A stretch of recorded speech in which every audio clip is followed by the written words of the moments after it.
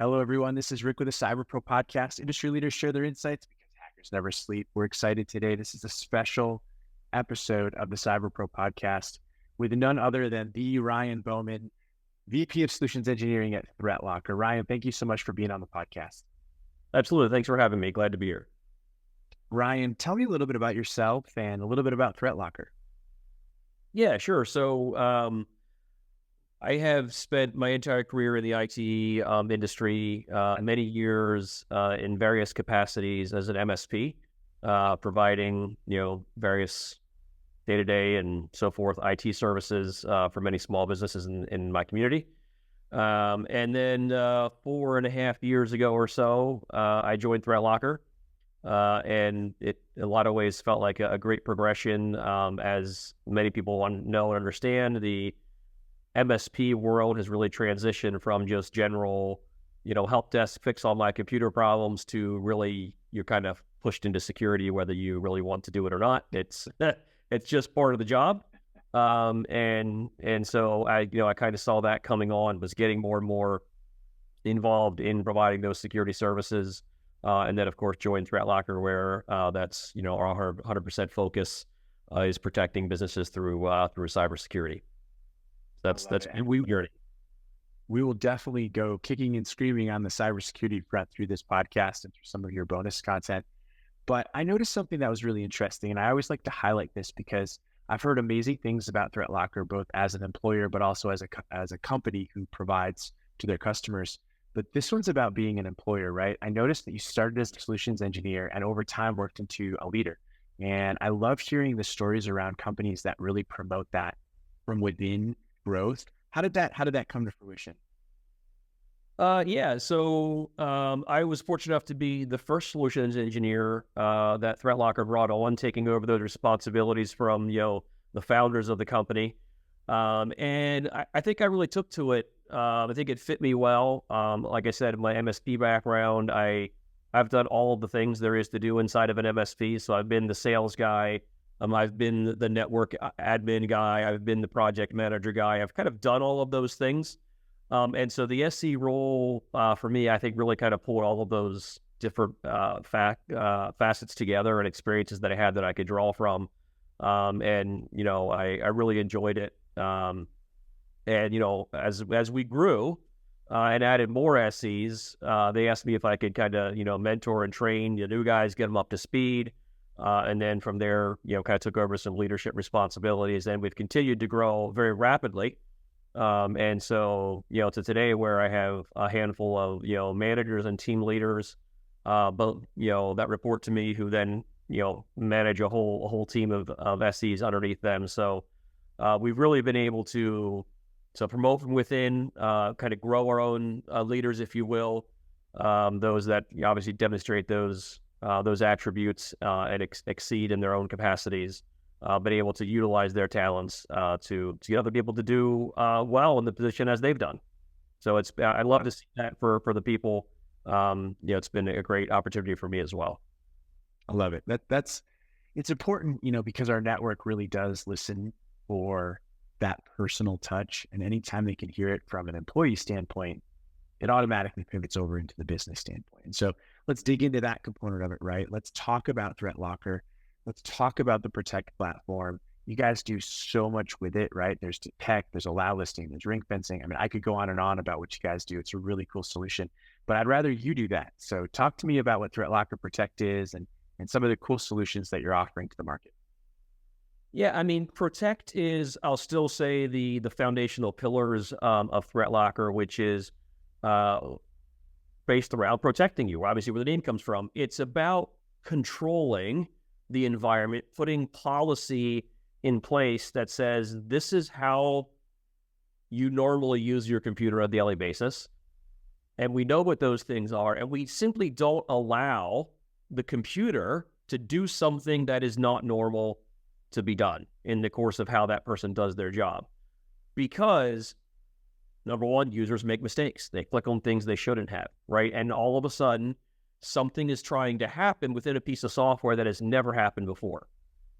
So that's an anomaly. But rather than trying to detect that and say, oh, that could be bad, let's see what's going on here and see if we need to respond. We just stop it outright, right? So rather than waiting till multiple bad things have happened, we already know this isn't normal. And so we're not going to let it occur. So sitting on the front side, the front lines, if you will, whether it's a user that makes a mistake and it tries to initiate something they probably didn't even know they were doing, or whether an attacker or a piece of malware has somehow already gotten a foothold into your system, guess what? If there's an attacker that's in control of your system, they're also going to do things that are probably outside the scope of what that employee does on a normal day-to-day basis. And many of those actions are going to be stopped, right? And that's what the protect concept and that part of our platform is about, is don't let it happen and then react and try to stop something worse from happening. Let's just stop it outright, because we know that that's not normal. You guys also have some of the coolest names of things, right? So you guys have the Cyber Hero MDR. Talk to me about that. Like, what is this all about, and why Cyber Hero? Yeah, I mean, the cyber hero term predates me. There is a little bit of a story behind that, I think. But I think Danny, our CEO, heard that term used somewhere and was able to utilize that. He got permission from somebody to steal their idea or something like that. But yeah, it's a kind of just a cool little name that we can give. It's like, we kind of refer to all of our employees as cyber heroes, but at the same time, it's kind of a specific focus on that support group. Who are the ones who really come to the rescue when somebody's in trouble, right? When they come for support, my customer's having a problem or these kinds of things, those are the front line of defense. So they're kind of have their special niche within the whole cyber hero brand. But yeah, the MDR piece is one of our newer components that we brought to the table. And it does the part that I kind of referred to earlier, is the detecting that something strange and unusual is going on here. Certainly, like I said, we stop as much of that as we can on the front side. But some things are not always bad, but not necessarily good, right? Depending on what you do as an IT administrator, you're doing many of the same things that an attacker might try to do. And so when those things happen, you still want to know that maybe that it's going on. And then let's just, for the sake of an example, a new domain administrator account got created. That doesn't happen very often, but maybe it was you as the IT guy. So we're going to tell you, hey, this happened. And you're like, oh, yeah, I was doing maintenance on that customer. It's fine. Clear the alert and go on. Or if you weren't, you should be raising some red flags. Who is creating an administrator account on my domain if it's not me?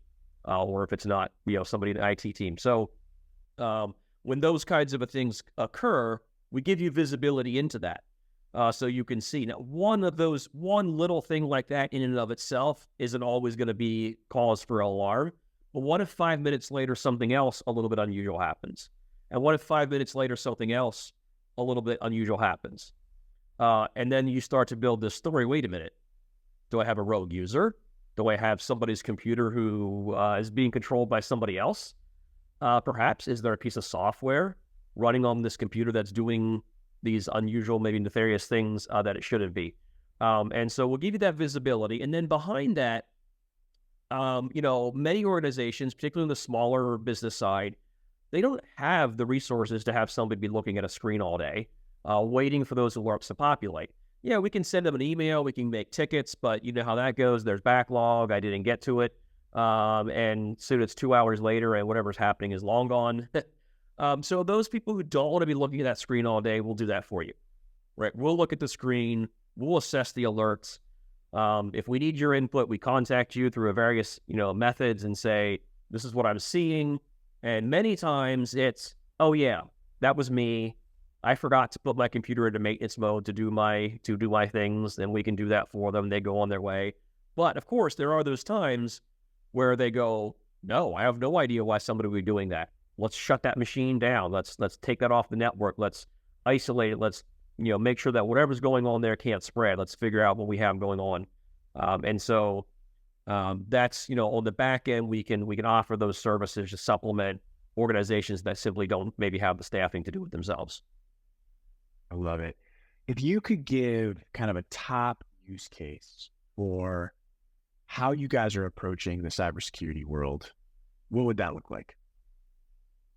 Yeah, I think it's reversing the perspective that we have on what the default situation would be. So most organizations, by default, we allow the computer and the user to do just about anything that it wants to.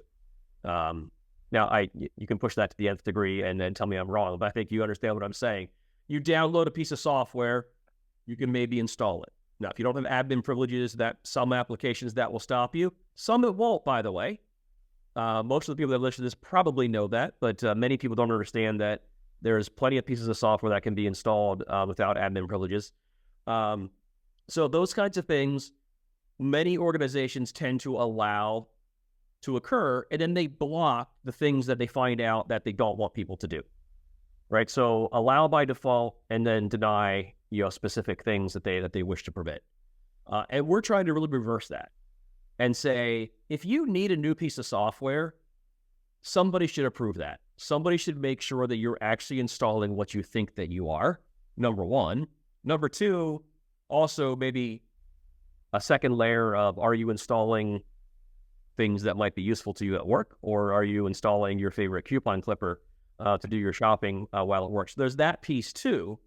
That's not necessarily a security concern, but it might be a productivity concern for businesses. So our motto is deny by default and allow by exception, right? So there again, if you didn't need this piece of software yesterday or anytime before, but suddenly you need it today, you can probably give an administrator a few minutes to make sure that you're getting what you think you are, and that you're getting something that's useful to your job. So really just kind of flipping that paradigm of, instead of always playing catch up and trying to detect something that's going on, is saying you're not going to be able to do it until we validate that this is okay and safe. I love it. Ryan, thank you. Final question, fun question for you. What's your favorite piece of retro technology that makes you smile? Oh, wow. I think what immediately comes to mind is, the kids today, well, not even just kids, but the gaming industry today is huge, right? And the graphics and things are amazing, almost look like real people. And then I remember me using my little arrow keys and watching the dots and squares and blocks move around on the screen to do whatever, I often think of that when I see the kids play on their gaming consoles and things like that. And the favorite, just to show you how old I really am, was when we got the new computer and we wanted to play some of our old games, we had to turn the turbo off on the computer. Otherwise, the game was so fast you couldn't play it. So there's probably a very select number of people who may listen to this who know what a turbo button on a computer is. So go Google that and see what you find. I love it. Ryan, thank you so much for being on the podcast. Absolutely. Thanks for having me, Rick. Thank you for tuning into the Cyber Pro podcast. Make sure to like and subscribe so you don't miss out on new podcasts and all of our cool bonus content.